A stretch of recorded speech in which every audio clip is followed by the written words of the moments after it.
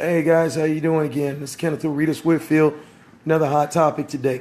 This is real shit for today, and it's going down right now live with me.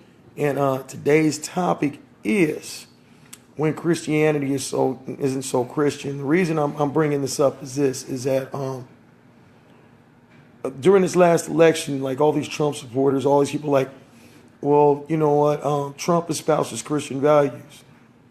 Divorced how many wives? Has how many kids?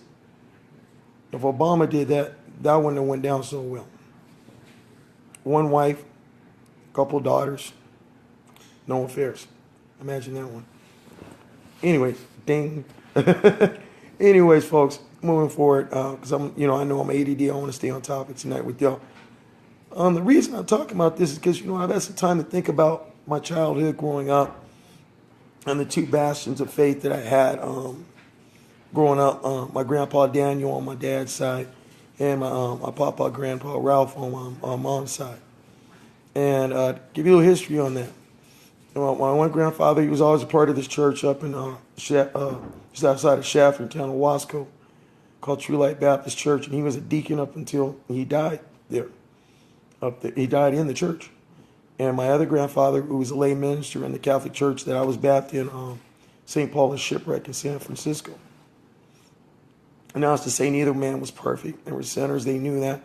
But I had some time to think about like all the stuff that I see on TV, like the Mr. Olsteins of the world, these mega churches and stuff. And it's funny because I see so many things talked about, like people even say the United States is founded on Judeo-Christian values. Mr. Adams, the founding fathers that signed the Constitution, there's a lot of quotes of them saying they had a lot of bad things to say about how Christianity, the Church of England, oppressed people.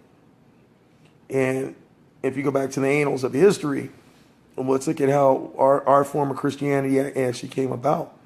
The Church of England was actually a derivative of the Catholic Church.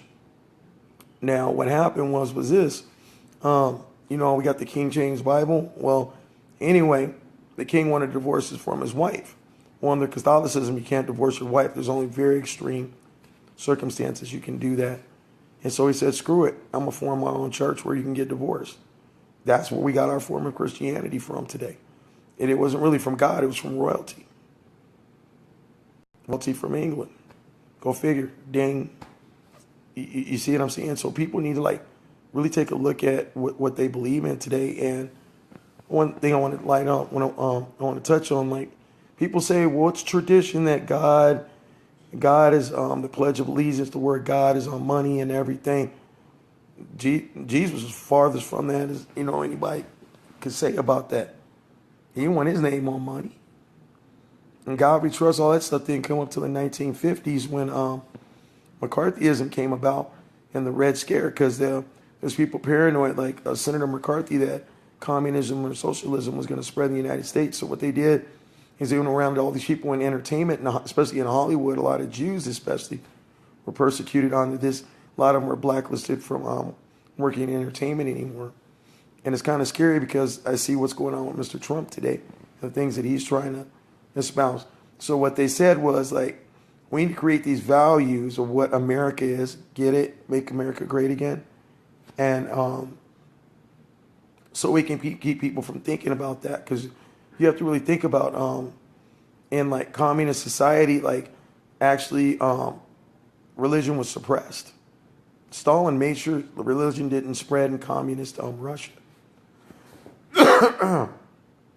For example, matter of fact, a lot of Jews were actually, there was a second genocide in Russia that wasn't talked about under Joseph Stalin.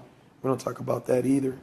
But back to the point of, let's really look what Jesus stood for. He healed the sick, didn't charge him a dime. He fed the hungry, didn't charge him a dime. You know what I mean? All he asked his people to do was listen to him, what he had to say. That's all he ever asked. Didn't ask for a tax cut. Didn't ask for an incentive. Didn't ask for a kickback. He didn't come to you and say, here, buy my book, which is what you see in a lot of churches. You walk in the foyer of the temple of most churches, and you got these tables with all these like self-help books. Well, if you go back when Jesus went off in the temple, in the foyer of the temple, when he saw people selling things like a bazaar in front of the temple in Jerusalem, he got pissed. Well, the only time you've ever heard Jesus getting pissed, look what you've done to my Father's house. And he started all the money changers, or what we call the bankers and all that stuff. He flipped all their tables over and told them, get the hell out. And if you reference Jesus' lifetime in the New Testament, under all the different stories, that's about the only time you've ever heard Jesus get pissed off. Now, I'm not trying to push Christianity on anyone in this post. I don't want to offend anyone. I'm just showing the hypocrisy of how we have people in government today talking about how they're so Christian and their Christian values, but they're so far from the truth. And how they take a couple pieces of Christianity out of the Bible, and they throw a bunch of national, what we call it, there's a term for it. Nationalism, that's the word I'm looking for, in there. And now we have this thing like Judeo-Christian values and all this stuff, and it really has nothing to do with Christianity. I'm talking more about money and politics. It goes way back, all the way back to predating the Bible. The Crusades, where we had King Saladin had agreements with the Jews and the Christians, like, hey, but then you have these people like the Knights Templar going out stealing land and raping Muslim women and killing Muslim people. And that's what started the whole bicker over the city of Jerusalem. Almost like what we see going on today. Land, oil, resources, all under the guise of Christianity. Christ had nothing to do with that.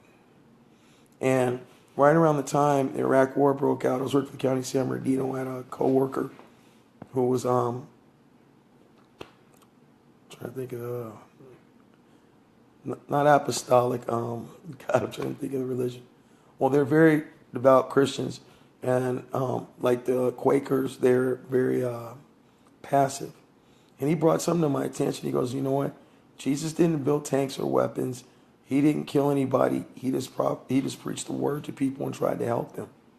And he goes, in my faith, nobody's allowed to go serve in the war because of that. And I said, you know what? I have to respect that, just for the sense that you're living to the word. Because you're living by faith and not by sight and not by fear. And that's how people control people. They throw a little bit of religion in with some fear and some nationalism, and boom, we got going on what we got going on today. Imagine that.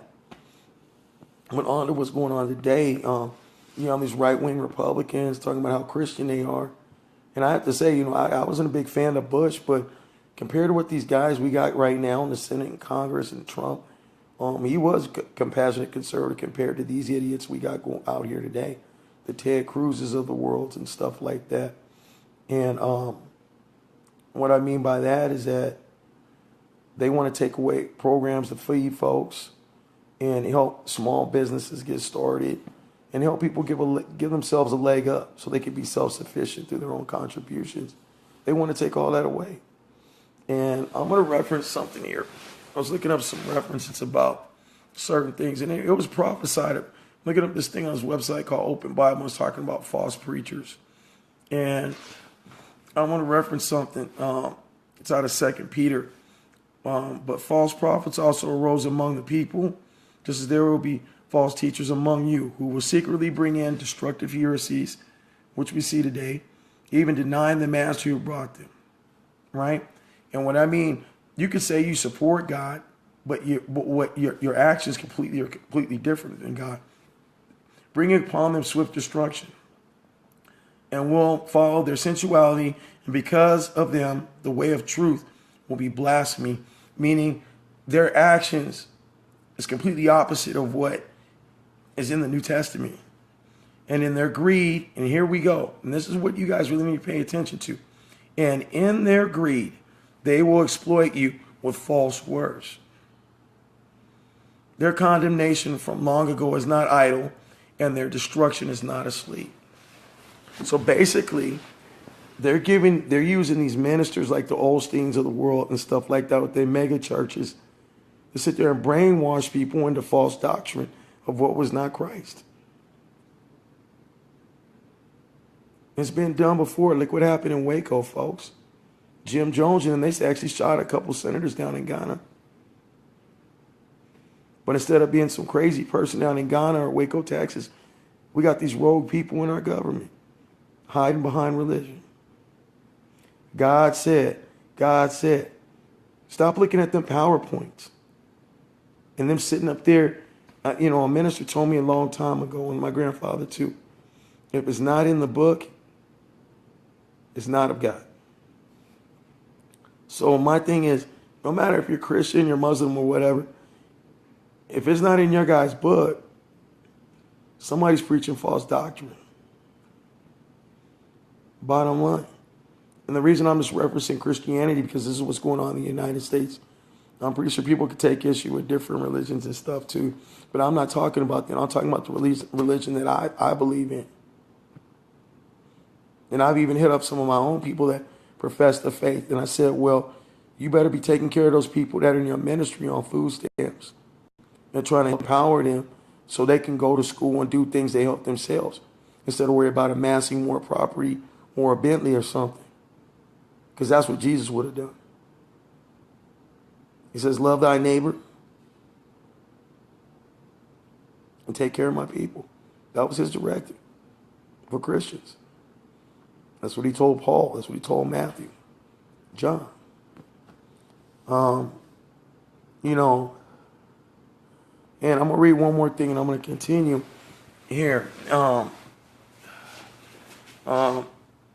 This is out of 2 Corinthians, okay? Chapter 11, verse 13, 15. For such men are false prophets, deceitful workmen, disguising themselves as apostle of Christ. And no wonder, for even Satan disguises himself. Listen, folks. For even Satan disguises himself as an angel of light. So there's no surprise if his servants also disguise themselves as the servants of righteousness. Their end will correspond to their deeds. So they may not get theirs here. Where they may get not be of this world, which is what I believe. Just like Judas betrayed Christ, but he forgave him. So what I'm getting at is that a lot of this stuff, see, people want to focus on the Christmas trees. They want to focus on, and this is another thing about Christianity people don't realize. They focus on the Christmas trees. They focus on symbolism. But did you guys really know that symbolism is not a Christian precept? Some real devout Christian churches might not even have a cross up in the church. Why? I'll tell you why. Because my God says, don't bow before any idol before me. That even includes a cross. Because that's an idol.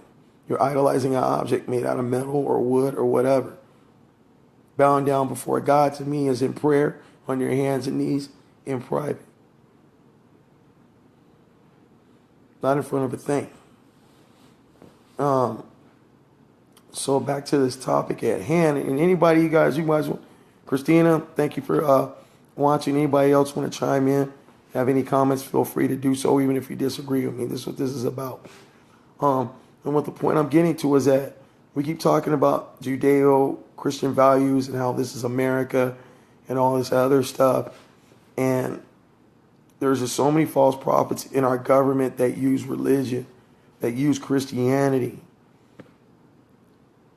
And if you look at the way they live, I'm not saying we're supposed to be perfect. I don't walk on water. You know what? Eat bullets and crap ice cold ice cream because I'm perfect. I'm far from it. I'm a sinner. I'm not a saint. I'm not a saint, that's for sure. But what I'm getting back to is that us as Americans, and as we look into politics, that let people's actions speak more about their religion than the words they get up in the pulpit at church or get up in front of some stupid press conference. Talking about how great a Christian you are and our Christian American values. And I'm going to get into a couple other things real quick. Abortion, being gay, all that other stuff. Um, Jesus said, I'm going to talk reference to the Samaritan woman at the well, that they were going to stone to death for committing adultery. And Jesus had that reference in the Bible, thou without then cast the first stone. And all those guys were going to stone her to death. He started writing their names in the sand because they all had slept with her. They wanted to kill the Samaritan woman to cover up their sin of adultery. And some of these people were Sadducees and Levites in the Jewish religion, which would have been really bad. They could have got stoned to death. So they figured, we get rid of her, we get rid of the evidence. And that's what's going on in our society nowadays. Smoke and mirrors. We won't use the truth. We'll use lies. We'll use reality TV. We'll use religion. Whatever we can do to try to control you. And my thing is this, like if you go to church, my thing, I don't really get time to go to church. But my God believes if I live the way that he wanted me to, I pray to my God, everything too. Because really, if you look at what happened when Jesus arose, the foundation of the temple was cracked. You know why? I'm going to tell you why. Too much emphasis was put on a place, a thing. Idolism again. Place that used to be a power. And he said the body is the temple, meaning each and every one of us is a church. So if we're going to preach on something, let's preach on something. Let's preach what's out of the book, the good book, and not preach out what we can do to manipulate people. There's nothing in the Bible. God says, yeah, you may be blessed 7 times, but that doesn't mean you're going to become some rock star preacher and have a $10 million house. And you got people in your congregation starving. Or you got women in your congregation can't get medical care or babysitting services while they go to work. Go figure on that. While you trying to pimp out your next book, you know, a self-help book so you can make some more money. You know, common sense isn't very common anymore. And like, I think I've truly been blessed with this level of discernment where I don't always fall into what's popular or what everybody else runs to, because that doesn't necessarily mean it's right. Just because somebody else is doing it, do I do it? Do I believe because my next door neighbor believes, or even one of my family members believe? That's not the way I was brought up by my 2 grandfathers. And it's funny because they never really said anything bad about anybody. And I have this one time, this older white guy, and even though I'm Afro-American, and everything had been done to my grandfather. You know, he grew up through Jim Crow. He was born in 1906. So you can imagine what he went through. Went through depression as a black man, everything. And this white man came over. He was really old. He drove over the house really slow. And he was visiting my grandfather. And he was embarrassed because he had wet his pants. Did my grandfather say anything negative or whatever? No, he goes, you know what? Hey, you know what? Basically, you know what? Hey, you know what? We're older. You know, we go through stuff. Here, let me give you another pair of pants, and I'm going to wash your pants for you. I'll stop by your house and drop them by for you. That's being a Christian. In action. My grandpa, when certain things came up, and one of the things that he taught me, my last visit with him, we had a conversation before we went to breakfast down in South San Francisco with my nana, my grandmother. He says, grandson, even when people do things for you, it's okay to stand up to them, but I don't want you to hate them. Because that hate consumes you, and that keeps clouding you from helping other people. So are we really like talking about Christianity nowadays? Or like it says in the Bible, devils praying in the church, doing great wonders and works and deceiving people for their own gain. Now, can I convince all of you guys of that? No, I can't. But those that choose to be free thinkers like me, eyes wide open, you'll know, because you'll feel it up here, you feel it right here, and you'll feel it right here in your gut. We're all human. We know the difference between right and wrong. So, this is Kenneth Readers Whitfield. I'm getting ready to end this because I want to conserve my voice. I'm still barely getting my voice back after being sick. And this has been Real Shit for today. And on the topic of when Christianity isn't being a real Christian anymore. Peace, love, and serenity to you all. Chucking deuces, and I'm out of here. Late.